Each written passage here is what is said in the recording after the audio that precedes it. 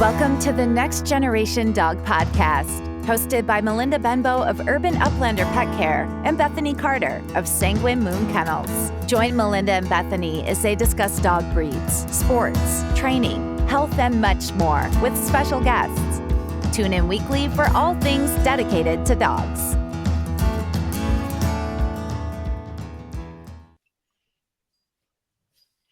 Well, welcome back to another episode of the Next Generation Dog Podcast. My name's Melinda. I'm here with my host, Bethany, and we have our guest that we've had the past couple weeks back.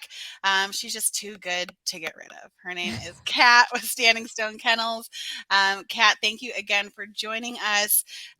We've been talking a lot about NAVHDA, the North American Versatile Hunting Dog Association. If you haven't listened to the past couple episodes, go back because you will probably be lost. It's a testing system to test the versatility of bird dogs, hunting dogs, gun dogs, whichever phrase you want to use. And we also did a second episode going more into the tracking portion and Bethany and I's worries with going into our next test. So this episode is all about UT prep, and invitational. Can you give us a rundown on what these pieces of the NAVHDA testing system are, Kat? I can give you a very brief overview because these are simple very as you get. big test topic ideas. Yeah. So the next levels of testing is, so you go to your natural ability levels of testing, then you're moving on to potentially UPT, utility, and if you get a prize one at the utility test, you get invited to the invitational.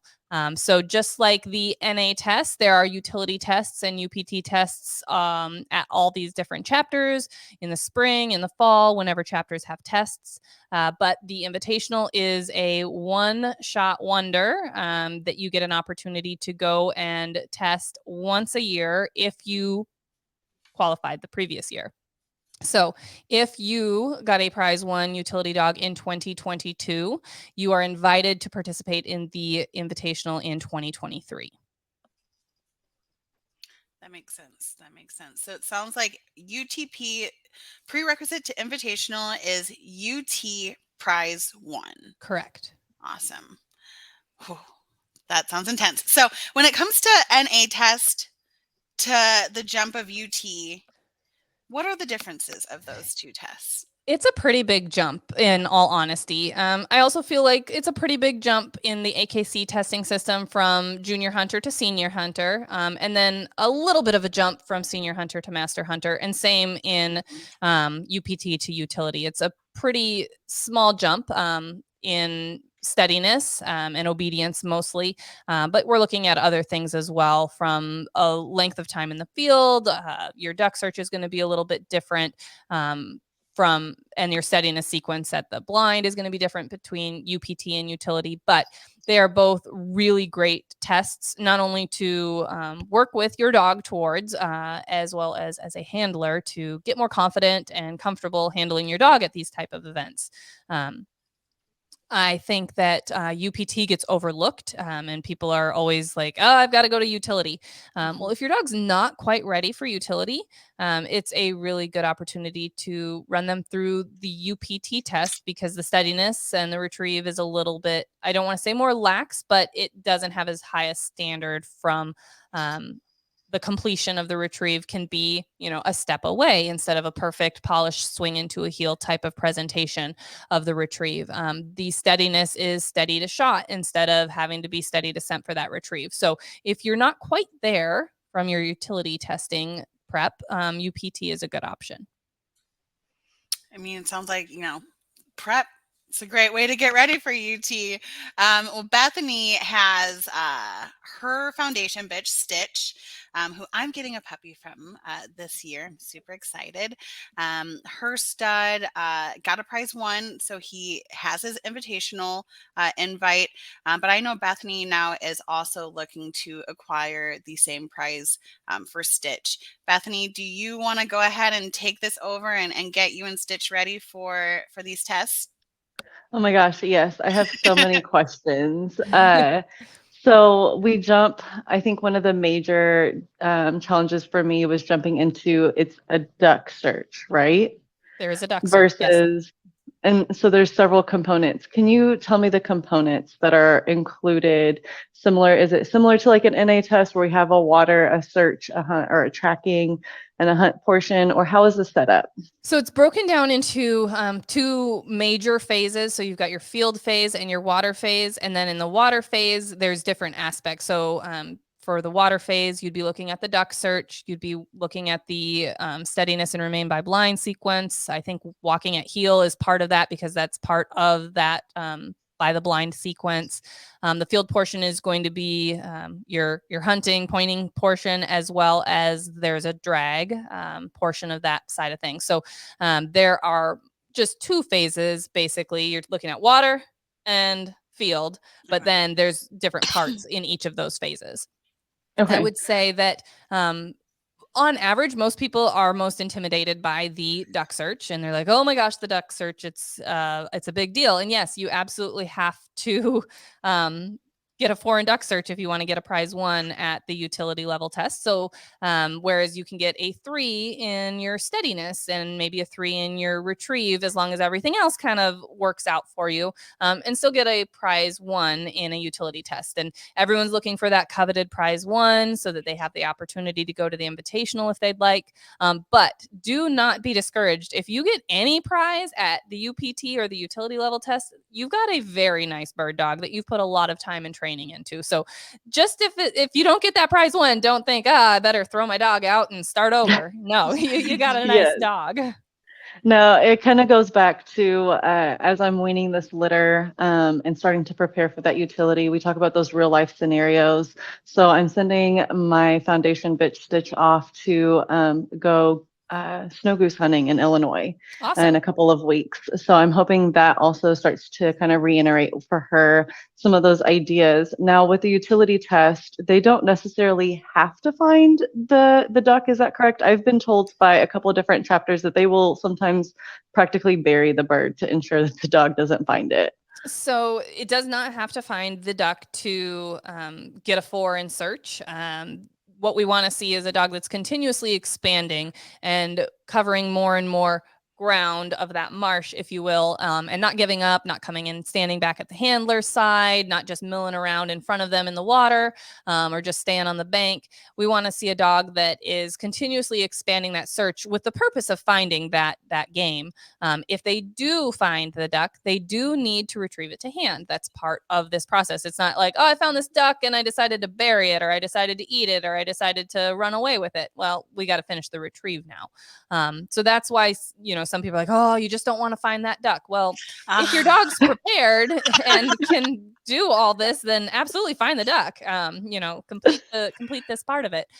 So it's a matter of, preparation. And if you think your dog's not going to handle the retrieve of the duck, then you've got a little more work to do, because they still have to retrieve the duck in the drag, and they still have to retrieve the duck in the remain by blind portion. They have to do that. So, right. I wouldn't say that I wouldn't want the dog to find the duck. Unless they're saying it from a sense of, if they find the duck too soon and come back with it, then you're going to need a resend. And that can be potentially somewhat difficult, because if you're looking at, we want to see the dog completely, tear up this marsh, cover as much ground as possible, and we're giving it 10 minutes approximately to do that. Well, if they go out and immediately find a duck in a minute and a half and come back with it and did a great job, I'm not seeing enough work to give them, the benefit of, hey, you continued to expand. You didn't give up. You had enough drive and desire to keep at it. So I'm going to want to resend. And with that, sometimes with the dog's like, well, I already found the duck. What else do you want me to do? And so that can be where people are cautious of wanting to find the duck and have to have a resend. So train for that, prep for that. Be like, hey, look, this is part of the sequence. You find a duck, you go back out and find another one, so just make that part of the training, not just, a one and done deal. We did it and now we're done. So you generalize the training and everything. That makes sense. I like that. So is it typically 10 minutes of search time then? So Or is there not a time cap? Is it, We're giving the dogs 10 minutes. Okay. So if I see a dog that has really not done a ton of expanding and we're at like 8 minutes, but then they just blow up and something, catches their fancy and they start really tearing up that marsh, but it's only improved, their search portion of this by a little bit, I might want to say, well, let's give them a little more. And if they keep expanding, then I'm going to be like, awesome, now I can give you the score that you deserve. Whereas, if you've got a dog that went out, found a duck in 2 minutes, came back, you resent it, it went in another direction, is tearing up the marsh over there, and it's everywhere, I might be like, this dog isn't quitting. And if we don't call it back sooner rather than later, it's, 8 minutes in, we may be looking for this dog out on that end of the marsh in 20 minutes. So, it's about what the judges see and what the evaluation of that dog is at each individual time frame. But 10 is that kind of, golden number that people talk about. Awesome. Is there any time allotments for the field portion as well? So you need 30 minutes in the field for the utility, 25 for UPT. Okay. And does that mimic similar to like the AKC master hunt, some of those expectations? Yes, except you're out there by yourself. So you don't have a brace mate that you're backing or anything. It's all individual dog work at the utility and UPT level testing. It's similar levels of steadiness. So the dog has to be steady through the flush of the bird, through the shot of the bird, through the bird falling and hitting the ground, and by us sending them for the retrieve. Okay.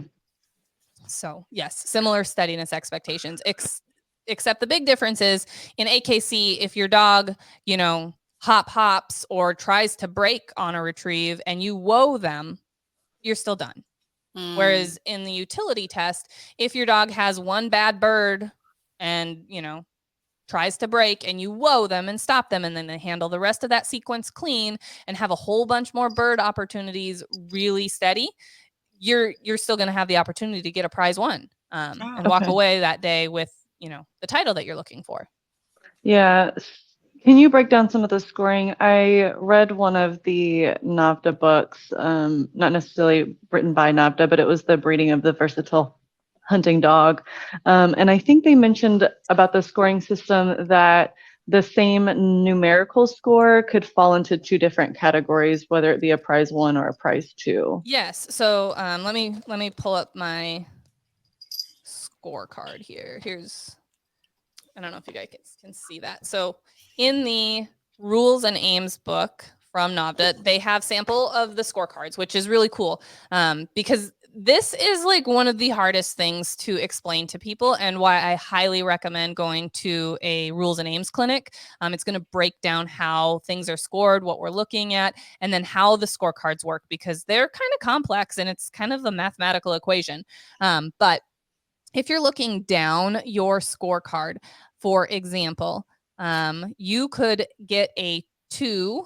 Let me see where I'm looking at something here. Oh, here. Steadiness total.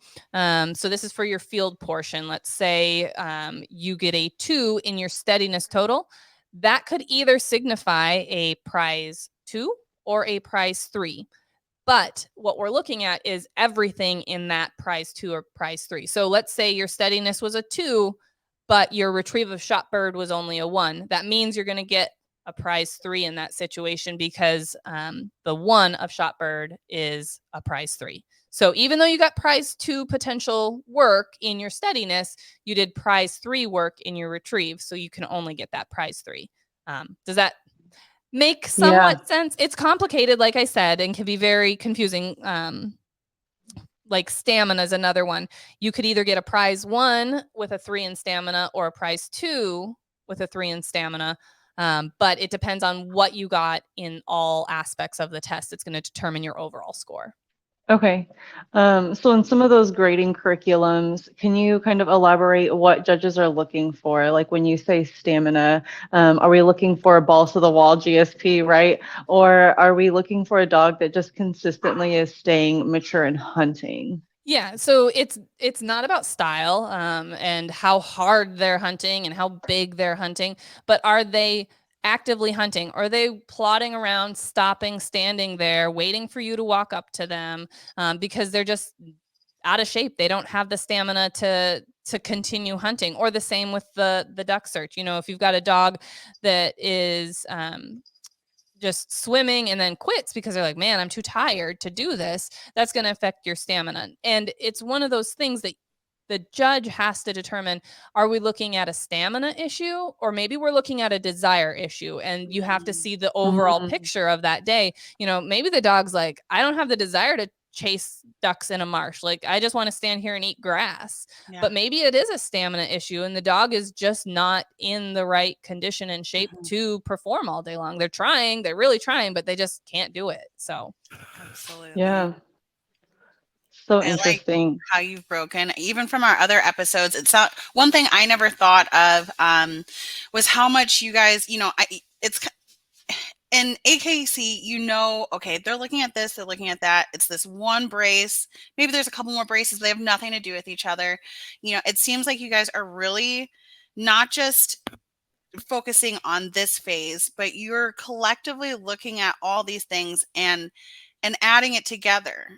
So, you know, it's not just looking at stamina in this one portion, but getting to the next portion and saying, okay, well, again, how is this dog looking in this next phase? It seems like you guys have a very calculated approach to this. Well, yes, as well as that's part of the scorecard.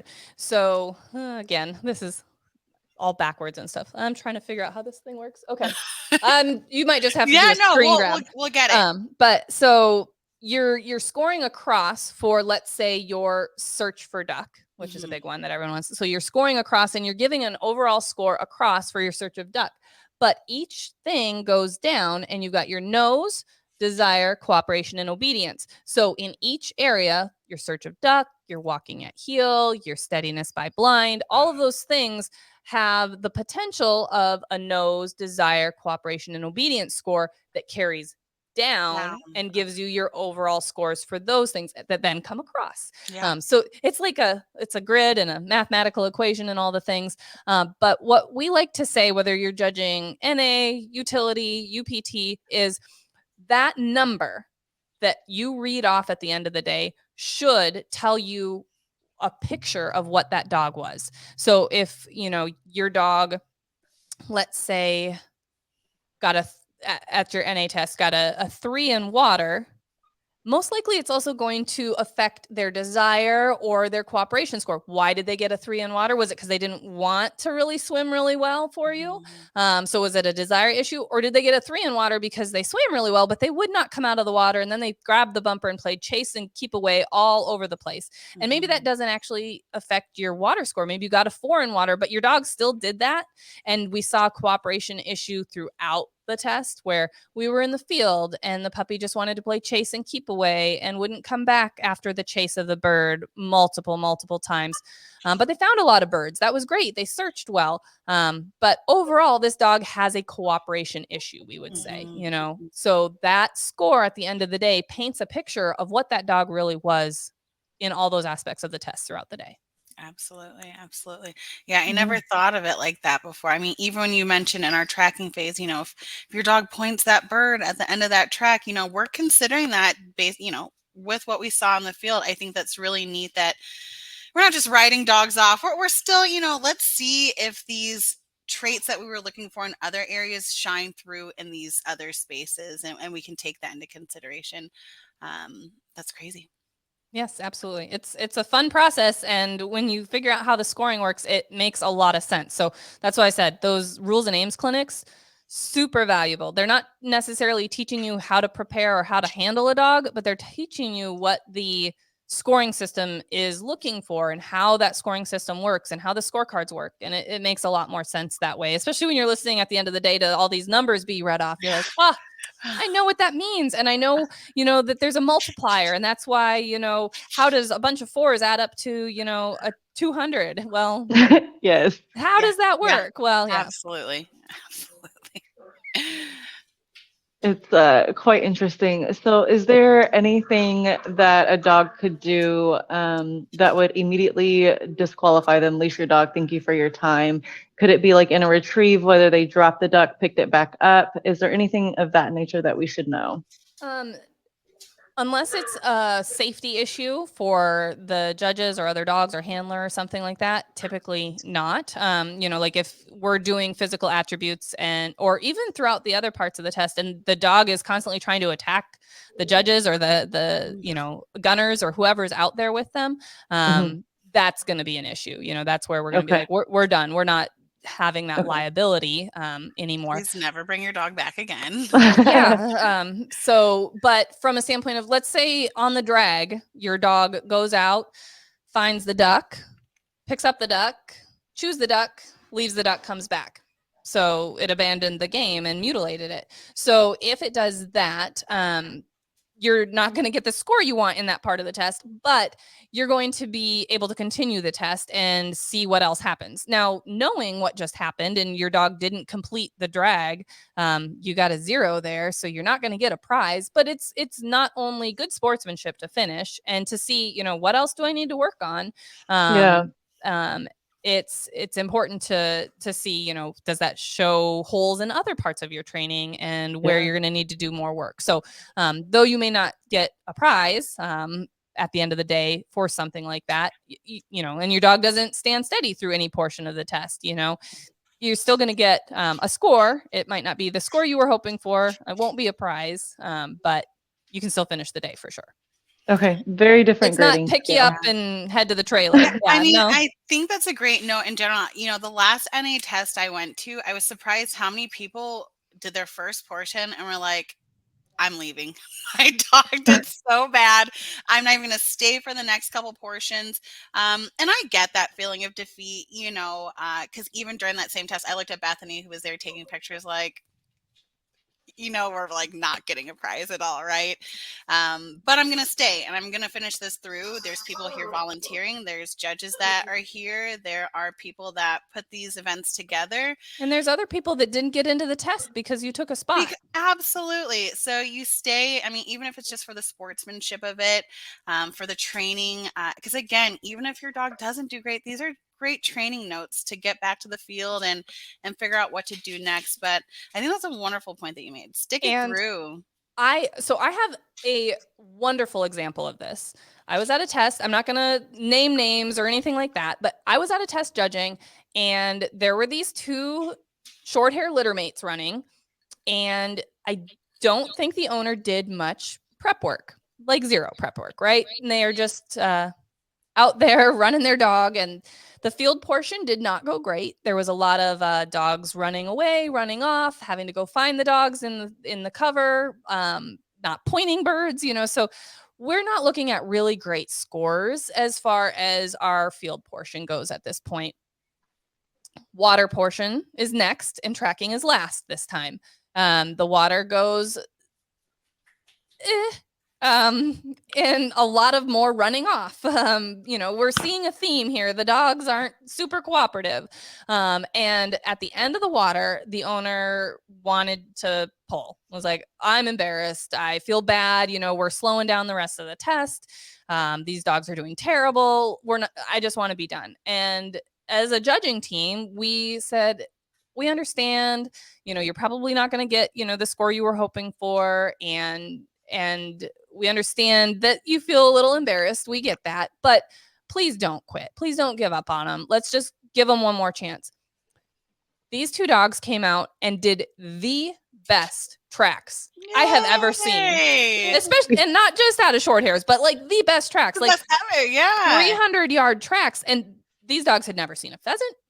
They had never been on a track, like completely natural ability. And so it was really cool to see the potential that these dogs have, and then to be able to talk to the owner and handler afterwards and say, hey, a little more prep, a little more exposure, some time. I think you're going to see completely different things out of these dogs. So don't give up on them yet, but I'm glad you finished the day because they rocked the track and it was so cool to see, especially seeing, the struggles throughout the day. So yes, don't quit. Follow through. Mm-hmm. I mean, on any of it, right? And I mean, and even in a training session, right? We get frustrated. We want to cut those training sessions short. We're ticked off at our dog. We're ticked off at us. Finish on a good note, right?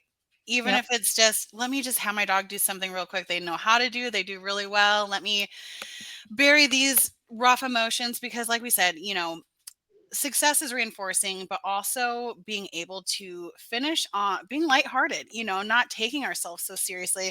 I mean, if I end and I'm just berating Shug over here, what's going to make her want to go out the next time and do anything? Definitely not better, but to participate at all. Absolutely. And your dog's out there having the time of their life. So why are we cutting it short for them? Listen, our last NA test, this girl, we had home court advantage, did a mock test the week before, prize 1 behaviors, went out there, acted all 3 report. Well, she loves the water. Water went fine, but tracking and field were, for lack of better words, a shit show. And it is what it is. I left knowing like everyone's kind of looking at me like, you should maybe be a little bit more upset. And I'm like, that girl had the time of her life. She was ecstatic. She was having a good old time. What am I going to do berating her over this when all she did was have very puppy moments, didn't equate to the rest of her hunting career at all. We just ended the day. We stuck it through, shook everyone's hands. But to that point, before we do wrap up this episode, I want to make sure Bethany gets in the last of her questions. But one thing I would love to quick talk about is sportsmanship. It's very hard for people to keep showing up if there's a lot of condemnment. When it comes to showing up, how can we be sportsmanlike? What's expected of us as members, and making sure that we are representing this organization correctly? I think that it's everywhere, though, not just, an issue that maybe NAVDA or NAVDA chapters have, but everywhere. And as a professional trainer that gets reached out to so much for questions, messages, emails, texts, all the things, it is easy to get like frustrated with these seemingly silly questions, right? Like, I think I've answered this question 500 times today, but taking a step back and go, we all started somewhere. I had that question 14 years ago, but I had that question, or I made that assumption. My dog made that mistake, Exactly. Absolutely. So keeping it as we're all human, we all have to start somewhere, and it's more about helping people and being encouraging and not discouraging. That's going to keep people excited to come back, involved, willing to pay it forward when it's, they're the expert now because they stuck it out and now they're the ones helping the next generation. So just keeping that in mind, that it's about education and help, and you don't know what you don't know, and you don't necessarily know what to ask if you don't know. So just taking more of a helping mentality and patience. And guys, most of the people that are in NAVDA chapters are doing it as a volunteer service, and this is their fun dog training hobby. There are a lot fewer and further between pros out there that are getting out there for the, NAVDA training days on the regular. I can say we don't get out to very many training days because we're very busy on weekends sending dogs home and working with clients because, that's what we've made our profession to be. So the people that are there on the daily are the people that should want to be there. They're the ones that this is a hobby. This is something they love. They enjoy. They get to get out of the office on the weekends.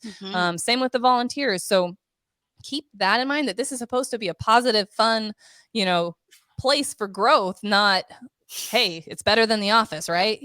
Absolutely. The worst day fishing is always better than the best day at the office. Absolutely. And that's how we keep people, we've said it multiple times. We're definitely novice in this community. But we love it. It's been hard at times. We've had less than optimal kind feedback.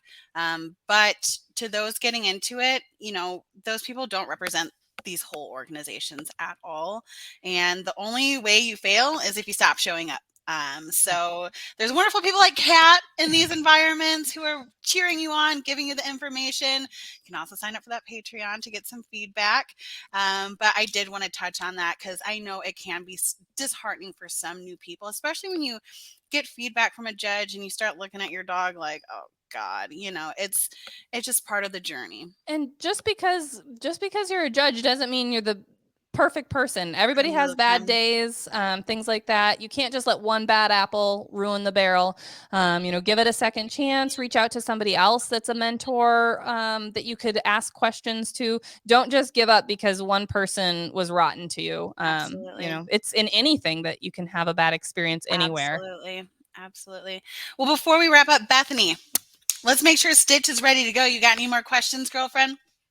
I think that's it. I think we covered a lot, and I'm sure I'll probably have more later, but I can contact your Patreon. Yeah, we're about to sign up. I wanted to tell you one thing that we kind of had talked about before, I think before the cameras were rolling. And this is something that I highly, highly, highly recommend. If you have aspirations to take your dog to the level of utility testing, go to a utility test and actually see, because reading about it in the aims and rules book, going to even just training days is not exactly what a test is going to be like. So it's great to see it with your own eyes, watch as many portions of the test that you can, ask to, can I walk along in this field portion? Make sure it's okay with the handler and the judges, but volunteer to, run birds and do things like that so you can see all the parts of the test and have an understanding more than just reading about it. Words are worth 1,000 words, a picture's worth 1,000,000, a video's worth 1,000,000,000, and being there, seeing it with your own eyes is so invaluable. Absolutely. So I think that you were planning on going to one before you were going to run. So that's perfect. Yep. That is already on the books. I'm actually planning like a year out. So we're just starting that training, getting that reinforcement, and just cleaning up some of those, polishing some of those techniques we'll need to utilize in utility. Perfect. I love it. Well, we'll have to do that. We'll see when Invitational is, and we'll go, because I'm listening to you guys talk like, wait, what? Water portion, drag? I know nothing about this part of it. So I went to my first Invitational hoping that someday I would go there with a dog, because I was like, I need to know, and reading about it is not the same. So yeah, definitely go. And it's so close to us. So we're definitely going to take advantage of that proximity. Absolutely. That's awesome. Well, I love it. Well, ladies, thank you again for another successful episode. Kat, we're going to be bugging you so much through this Patreon. You're going to probably have to increase your prices the way we're going to be hounding you. But thank you both again for hopping on. Can you just one more time remind our listeners how they can find you? Absolutely. So social media, we've got our YouTube channel, Train Your Dog from Home, social media from Instagram and Facebook, our website, standingstonekennels.com, standingstonesupply.com if you need dog training equipment at home, and then Patreon, like we were talking about, where we can actually help you train your dog from home, review videos, things like that. And that's patreon.com/standingstonekennels. I love it. How fun. Well, again, the exit little outro will tell you how you can find Bethany and I. But ladies, awesome episodes. Thank you. And Kat, I hope to see you in Mo Uplands. And I'm really hoping I get off that wait list. And we'll be talking soon, ladies. Sounds great.